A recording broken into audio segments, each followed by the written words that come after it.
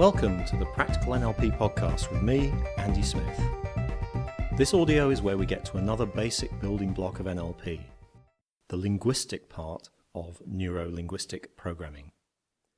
It's all about language and how language structures and sequences internal representations in your mind and the mind of your listener.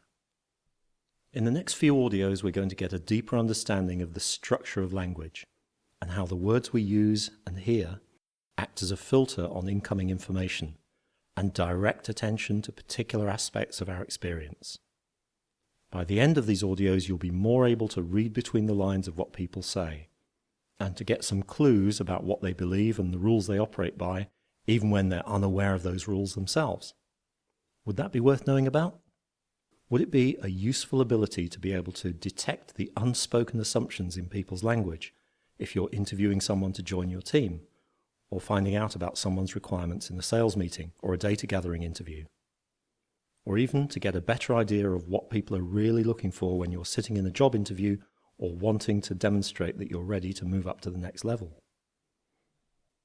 We'll also be getting a deeper understanding of how our minds structure information, some side effects of using abstract conceptual words that you may not have realized, some strategies for dealing with feeling overwhelmed and also for being more creative, and the number one limitation that stops people from rising above a certain level in their organization or from growing their business above a certain size. So by the end of this program, you'll be much more aware of the effect that your words are having, so you can use language much more precisely and appropriately to communicate with all kinds of people in a way they can understand and motivate them to do what you need them to do. If that will be useful to you, and it will be if you want to get really good at using NLP, keep listening. First up, the structure of language as NLP sees it. Have you ever struggled to put what you're feeling into words? Have you ever tried to convey some information that you know inside out, but had a hard time finding the right words to express it as precisely as you want, not leaving anything important out? What's going on there is that you know what you want to say. In NLP terms, we'd say that you have a rich internal representation of it, in images, feelings, and other sensory information, as well as just words and concepts. But to tell someone else about it, you need to translate that rich stew of sensory information into just words. And inevitably, some elements are going to get lost in translation.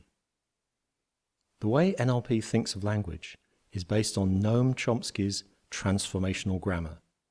This is an academic model, but the basic elements we need to know about for our purposes are this.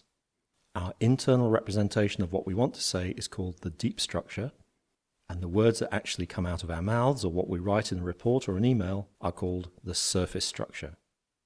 In plain English, the deep structure is the full richness of what you mean to say. The surface structure is what you actually say. To get from deep structure to surface structure, our unconscious minds use three processes of translation. We leave some information out, deletion. We make generalizations, rather than describing every single time a similar event happened. And we make assumptions that can lead to distortions, where we unconsciously bend the facts to fit our beliefs. Or we accidentally introduce distortions by using a word that could be ambiguous or misleading.